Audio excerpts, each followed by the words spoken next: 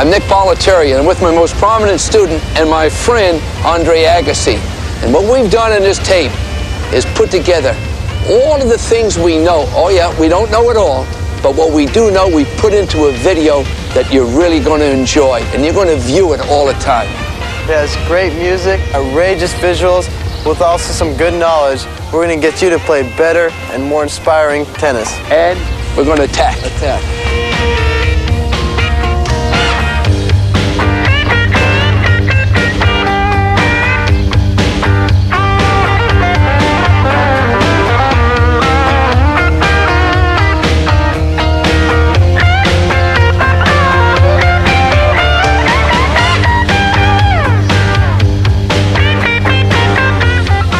The first thing that you should do when you come to the tennis court is start preparing mentally and physically to get ready to go out and attack.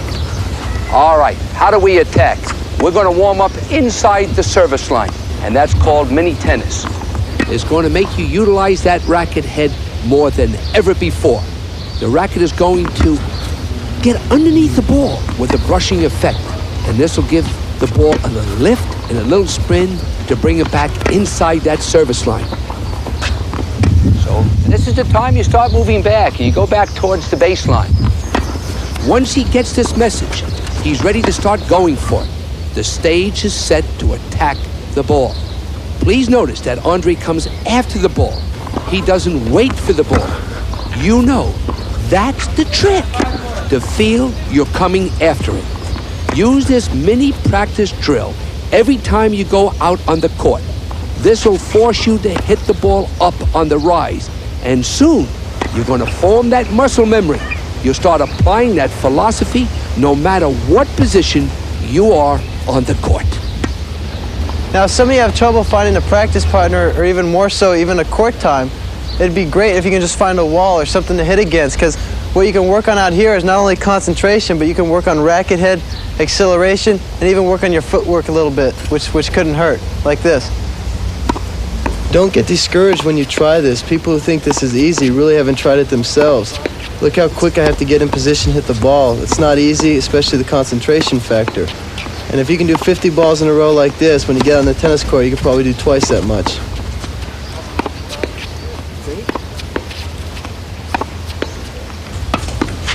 Here on the volleys, this is a great drill for your reflexes and your eye-hand timing. It'll help develop your ability to quickly get prepared, and it'll help you when you get in a tight situation at net.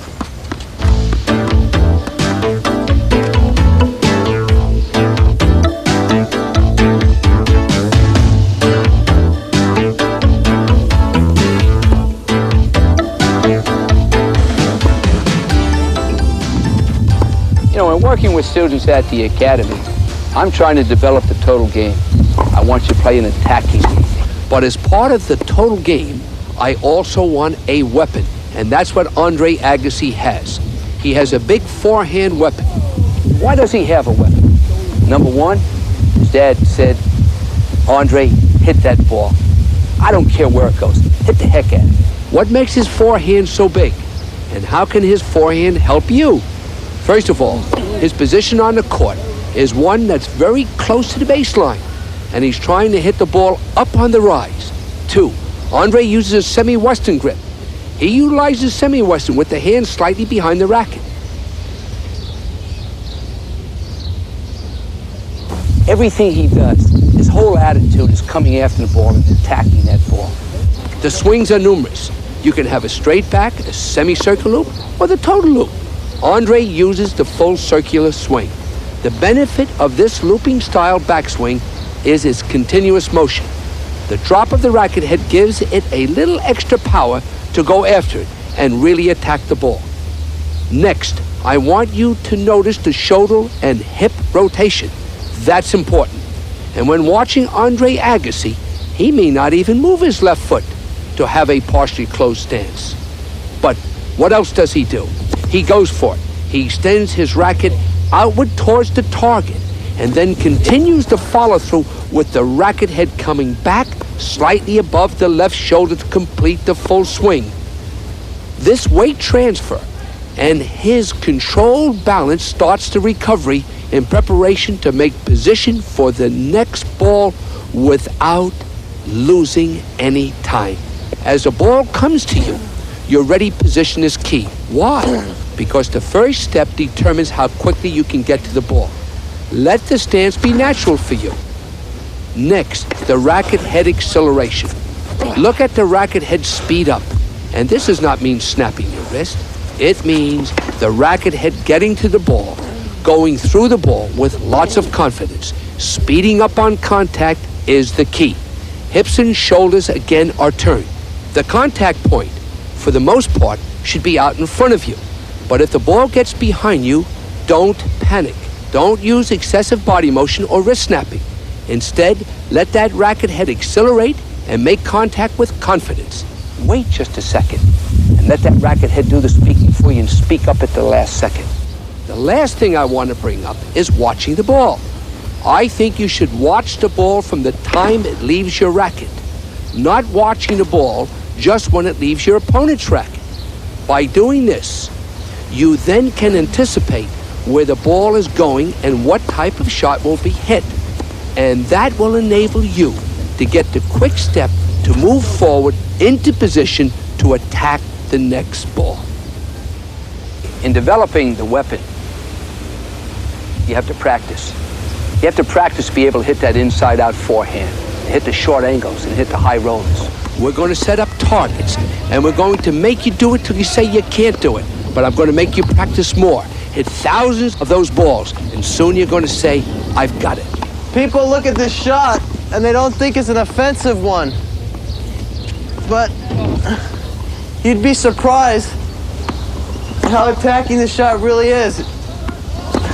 It pushes your opponent way behind the baseline, which sets up a number of options you'll have after he returns it short.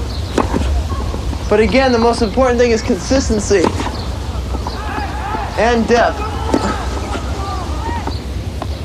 What I like to do here is set the tone for a match by dictating the point, especially with my forehand shot. And you'll see the depth on the first one, which sets up the short one, then I take advantage out of it and see my shot and go for it. The worst thing a player can do is be tentative when he gets his opportunity. And right when I get this short ball, I see it, with no hesitation, I go for the open court.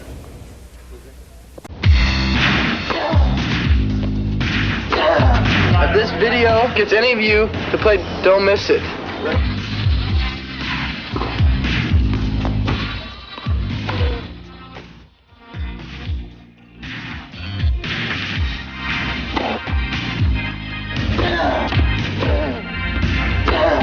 I think the important thing for a tennis professional is to have absolutely no weaknesses and one strength. And I would have to say that my forehand is my strength. And I think it's a frame of mind more than anything. Anytime I get that short ball, I know I'm just going to go up there and just whack it and just go for it.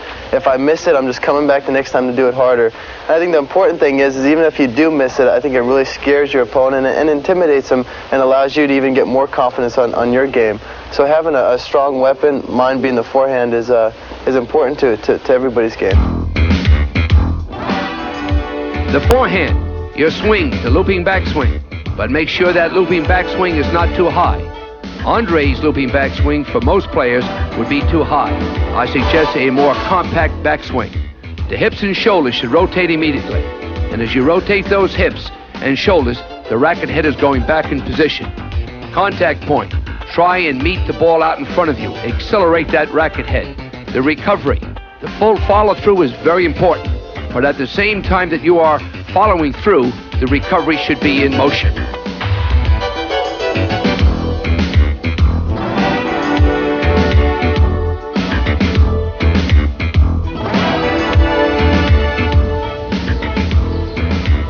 Andre Agassi, big forehand.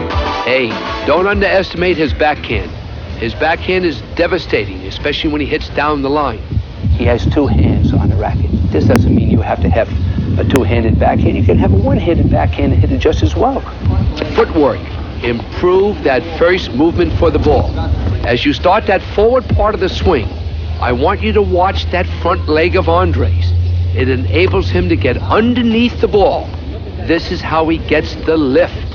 Now I want you to watch how the hips and left shoulder come around as he hits the ball. That gives him good balance. There's the lift. And let's watch the rapid acceleration on contact. That gives you the power. Sometimes he even uses a loop backswing, but normally it's a straight back. But whatever backswing he uses, it's the quick hip and shoulder rotation. Hands work together. But on the contact, the top hand is going to do the work. It's going to accelerate that racket head through the ball. Some of you go out towards the target and wrap it around your shoulder. As he gets back to position, he never takes his eye off the ball. He watches the ball as he recovers, so he knows exactly what that opponent is going to do before he hits the ball. The weight transfer. It's important that the weight transfer on the backhand is really set up. For the most part, you don't open up as quickly as you do on the forehand. Weight transfer and recovery are essential to play an attacking game. Andre can hit the little angle shots, or he can hit the topspin lob off the same motion, or he can come forward and drive the ball. Now he's going to come up with the angle shot from the very same motion, but just before contact, he gets underneath and brushes the ball with that racket head. And now the topspin lob with the opponent coming to the net. Again, this very same backswing, hips turning, use of the front leg, which is imperative to get under the ball. But remember, it's making positions. Get yourself set with good balance to use that front leg and weight transfer. And by using the same motion every time, you can keep your opponent guessing as to what shot you are going to hit. In order to hit these shots, you have to practice. Have you ever thought of playing in between the singles and doubles lines? Try it. This is a drill that is great for people just starting out in tennis. It's made for just teaching them control. What you try to do is just keep the ball in the alley. Do not pull off the ball too quickly. Stay with it a fraction longer to develop greater accuracy and placement. Now pay attention here. Even as he gets a big serve and starts dictating the point, I stand my ground and constantly keep moving forward. If you notice, I don't let his big serve and even effective volley push me off the baseline.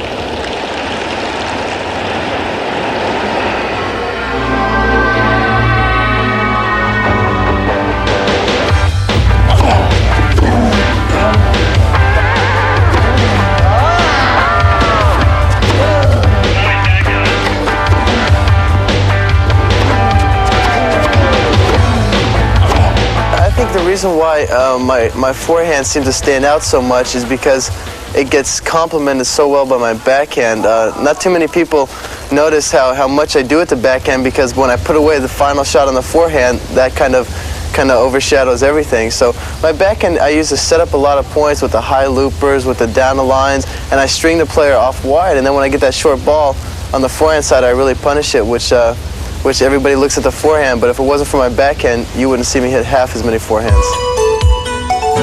The backswing starts with the hip and shoulder rotation. It's important to get to the ball and set up properly. If you set up with your weight coming forward, whether you're hitting a two-handed stroke or a one-handed stroke, your strokes will improve. Get down there. Let that front leg work for you. That's going to give you the lift and the power that's needed to hit those passing ground strokes. Recovery. Again, follow out and through the ball. Let that racket head point to the contact zone or where you're trying to hit it.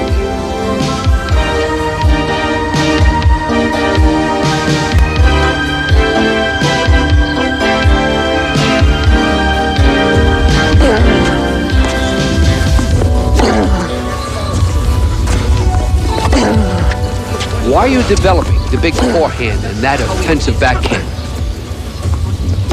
You are hoping to get that ball that sits there and gives you an opportunity to come to the net and put the ball away or end the point. That's important. If you hit big forehands and you hit big backhands and you don't follow up on it, you might as well just stay back at the baseline and get the ball back and forth and play. A volley is making contact with the ball before it bounces and then just directing it. Utilize your opponent's power. In order to do that, you have to do certain things. One, you've got to get into a grip that enables you to hit both the forehand and the backhand volley without changing your grip. You just don't have time. Andre uses a combination of a two-handed volley with no release of the top hand, or the same setup where he releases the left hand just before he makes contact. When practicing the volley, experiment with both methods to see which one gives you the greatest control. And the third option is the plain one-handed volley, whatever works best for you. When volleying, the ready position is even more important because the ball reaches you so quick because of your court position. Open your eyes up wide and watch the ball every second. Your ready position, with your knees relaxed, your weight forward, so that you can go to absolutely any height or direction and even defend yourself if the ball comes right at you. As you take that simple hip and shoulder rotation and look straight ahead, making sure you see that racket frame without moving your head one fraction of an inch. If you can see that racket frame, you're in position to volley. All you have to do then is just direct the ball. Now in directing the ball, how about squeezing that racket just before contact so it doesn't vibrate or twist in your hand? No swinging at all. Just block the ball and make contact with it out in front of you. To me, that will make that volley improve immediately. Let's talk about that practice session and improving the volley.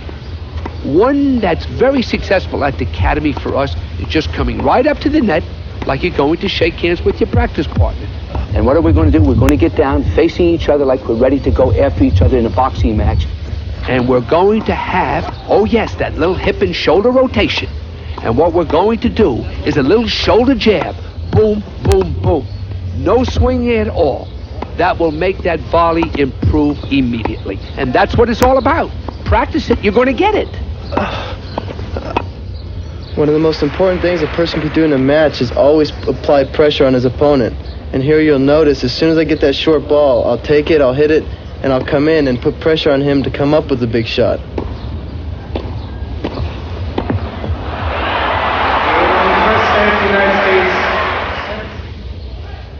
Even if you have powerful ground strokes, it's real important to use that to your benefit by taking a short ball, hitting your strong shot, and coming in and just blocking a volley. It makes a point a lot easier on you and even a lot tougher on your opponent.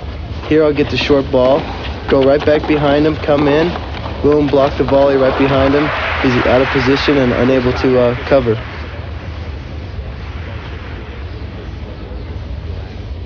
Watch here, I've already made up my mind what I want to do with this. I want to come in, my eyes are constantly watching the ball. Ball comes, I meet firmly, and just block it behind him for the winner.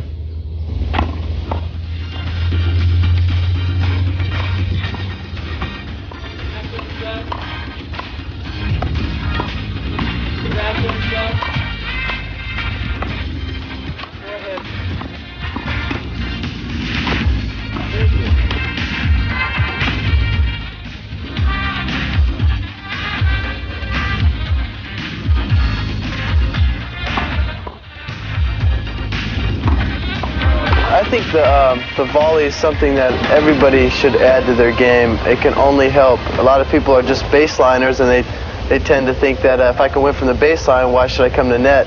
But hey, I'd rather run up to net and just dink a little volley for a winner than hit 15 balls from the baseline. So I'm personally working on coming to net more and putting away the volleys, and I think it's important for everybody to. The forehand and backhand volley.